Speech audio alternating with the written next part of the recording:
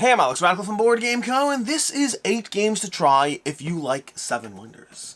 Seven Wonders is a fantastic game. It's one of the first games I got into when I got into the hobby, designed by Antoine Baza, put out by Repost Games, has had 7,000 editions and awards and variations. I mean, technically there's just first edition and second edition, but the amount of times it's been reprinted and put back out there is a lot because it is a good game. It is a simple drafting game, a drafting game where you're building up your city and civilization across 3 rounds of play. And in each round you're drafting 7 types of card, hence the name Seven Wonders, although expansions do change a lot of those and add more cards, more things, more stuff. But the base concept is you have 7 types of cards, from military to science to straight up points to your economy to the types of resources you gain, and you're drafting those cards, putting them into your kingdom every single round, having a bit of a combat, an abstracted combat if you will, at the end of each round while you build up your civilization across 3 rounds of play, trying to score as efficiently and as ideally as you can compared with the other players. It accommodates up to 7 players, or a base game that is. It accommodates 7 players.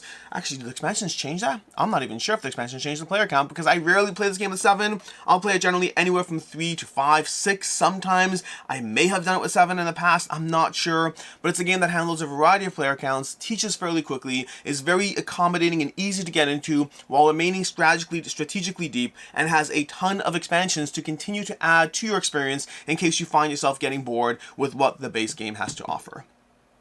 That's Seven Wonders. But you might be interested in other games like Seven Wonders. Maybe you enjoy Seven Wonders, you're looking for other things that will give you that experience, and to that end, here are 8 games for you to try. These are ordered in order of what I think is the least complex to the most complex, although I'm sure you could debate on a few of these. But let's start off with one which I sadly don't actually have currently, which is Hadara. Hadara is another civilization drafting game. It's another game where you're going to be drafting civilization cards, again of different types, trying to place them into a tableau to ultimately march up these various score tracks. You have different little tracks of different, the colors you're going to be gathering these cards. They'll help you go on explorations, have military combats, gather relics. You're trying to do a similar situation as to what Seven Wonders does, in what I think is arguably a bit more abstracted and therefore a bit easier to get into. I think Seven Wonders is simpler in terms of the overall round execution, while Hadara might be a bit simpler in terms of the game-to-game strategy you're engaging in, but it's a very fun, colorful game. It's available on Board Game Arena if you want to give it a try there and see if it's a game for you, but Hadara is another simple, accessible, civilization-building, abstracted drafting game where you're trying to march up a bunch of different tracks and everything is good, and you have to choose which things are the most good for the strategy you're engaging in. Then from there, and I realize I stacked these in the wrong order, so we're going to go ahead, let's go ahead and give me a second over here because I messed this up, but we have Dominion as our next option over here. Dominion is going to be another game that's going to be highly accessible. This over here is a one Sharp Joe container to hold onto Dominion collection in case you're interested in it, but Dominion is another game that's going to give you some form of civilization building abstractness with cards, but with a whole different mechanic attached to it. This one's giving you deck building. In case you haven't heard of deck building, the general idea of it is you are building a deck. You're going to start with 10 cards. Everyone starts with the same 10 cards, but you are going to be adding cards to your deck in order to improve what your deck does as you ultimately chase victory points. The whole thing you're doing in Dominion is chasing victory points. Everything else is completely and totally abstracted. The reason this might be a game for you is just the nature of having those card building civilization games that have you chasing victory points where everything else is abstracted, although again in the case of Dominion it's more abstracted. Combat is even less combat than Seven Wonders or Hadara. Combat is much more around, hey, here's a card that attacks you, and then you either have a reaction or not, but there's no real consequence, no real kingdom, there's no real wars. Ultimately, it's about how you build up the most efficient, best deck as you chase those victory points down to the finish line. Dominion is a fantastic game, although it will get you down the rabbit hole of chasing whatever other fantastic games there are out there in the deck building universe.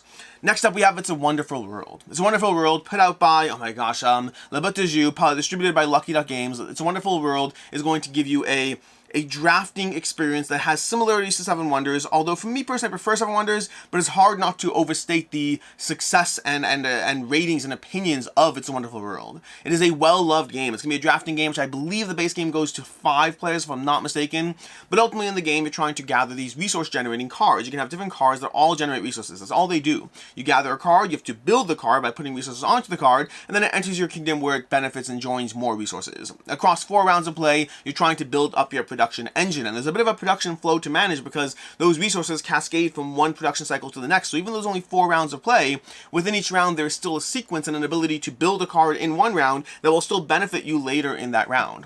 Again, everything here is completely abstracted. A tank is just a card of a certain color. A civilization, like a government panel, is just a card of another color. A factory is just another card of another color. It all comes down to the colors of the cubes, while you simply try to gather cubes, try to get various officers of different types while you try to chase those points as efficiently as possible. Some cards improve your engine, some cards give you points, some cards give you points multiplied by the number of cards of a different color you have, and you're trying to find the right combination of how you can build out these cards in the game. It's a Wonderful World is again, also available on Board Game Arena, by the way. In fact, Seven Wonders, Hadara, and It's Wonderful World are all available on Board Game Arena. Dominion, I don't believe, is, but past that, Wonderful World, great game to check out, and they also have another variation of it called It's a Wonderful Kingdom, which adds some layers to the game, including some traps, and it's more of a direct head-to-head experience. Next up, we have Bunny Kingdom. If drafting is the thing about Seven Wonders that you loved, if building a civilization across a few rounds is the thing that you loved, Bunny Kingdom has you covered on both those counts. It has incredible drafting as you try to chase cards that are essential. It's going to be a 10x10 grid on the board where you're playing a bit of an area control puzzle. You're trying to get dominance and presence across the grid, not because of any military strategy, but because of the way you're going to multiply the number of towers in your kingdom by the number of unique resources that your kingdom produces. And so you're trying to chase the towers, you're trying to chase the resources, you're trying to decide whether to go for one large kingdom or multiple smaller kingdoms where you can double up on those points and resources as you go through it. It is a very charming game that has you ultimately drafting cards both for every single one of those 100 spots on the board, but also for everything else. The unique resources, extra towers, a whole bunch of scroll cards that give you different ways of scoring points. Across 4 rounds of play, you're going to be drafting these cards, and if you like tense drafting, if you like the idea of being presented with a hand of cards where you have to choose something and you don't know what to choose and everything is constantly pushing at you to choose something, well, I think Bunny Kingdom is going to do that for you. It's going to give you a hand of cards that you constantly want everything in it, and you have to choose what works best for your strategy. Next up, we have Ancient Knowledge.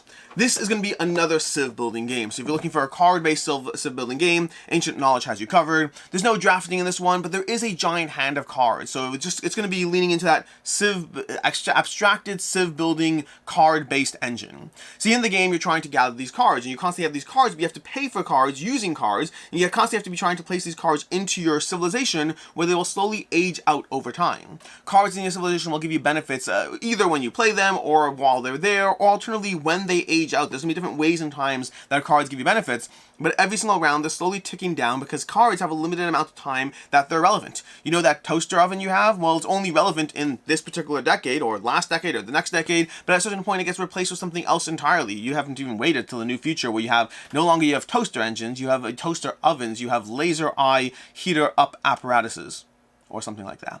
But you basically have technologies that are going to be relevant for a certain amount of time, or monuments that are relevant for a certain amount of time, but you also have these ongoing relics that are a foundation of how your civilization operates, which gives you your own unique tableau building game. This is not just a unique tableau building game, it's a unique tableau building game that iterates every single turn you play it. New things are being added and removed, constantly changing the way you engage with the puzzle in front of you.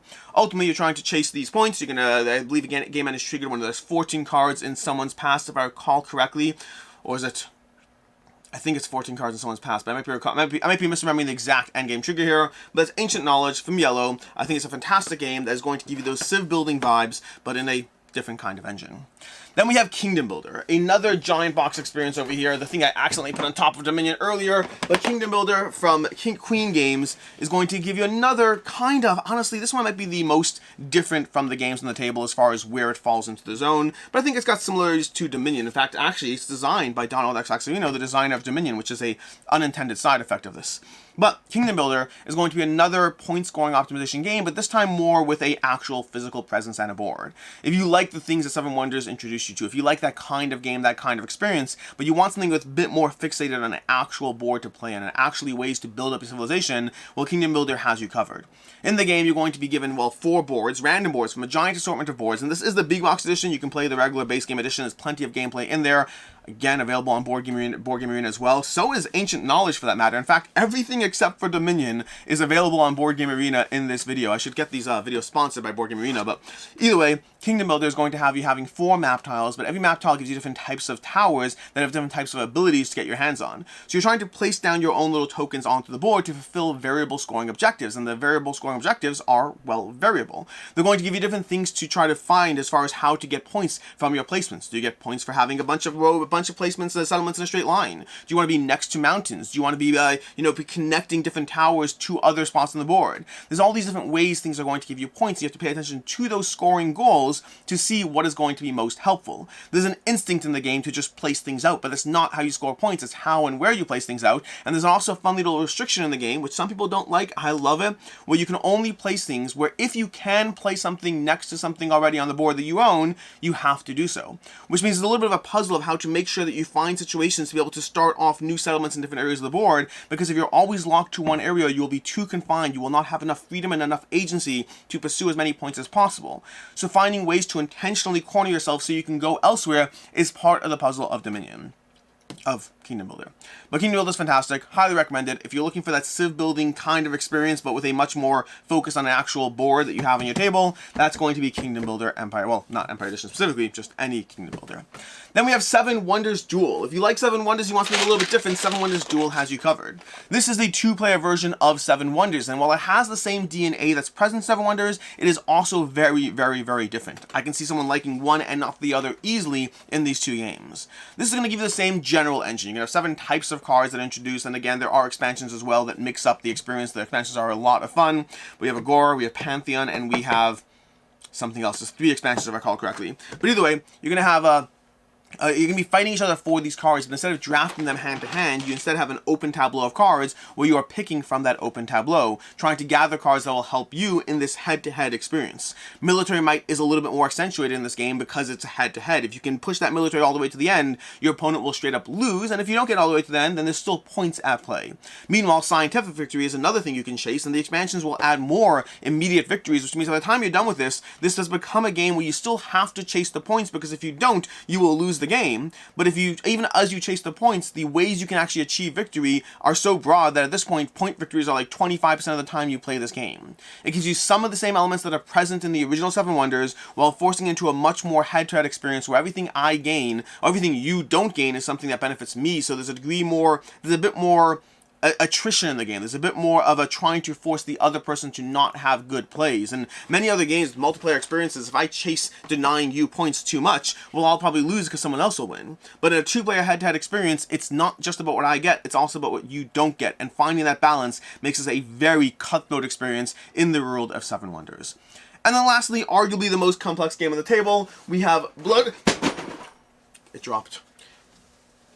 This is why my box looks the way it does. But we have Blood Rage, which hopefully is, I mean, this, by the way, this little corner here was already there, but I'm sure that didn't make it better. But we have Blood Rage from Simon Games.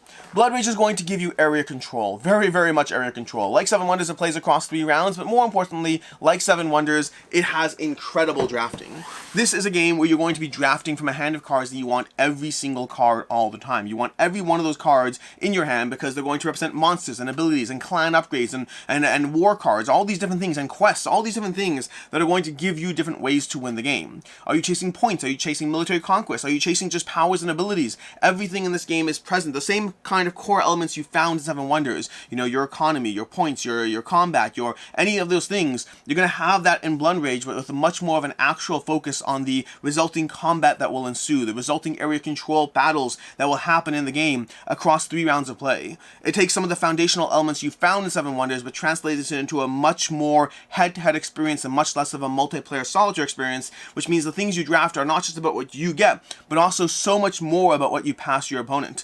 In 7 Wonders, you want to be mindful of what you pass your opponent. That's definitely present. You know, if you have too much science, I can't afford to give you too many science cards.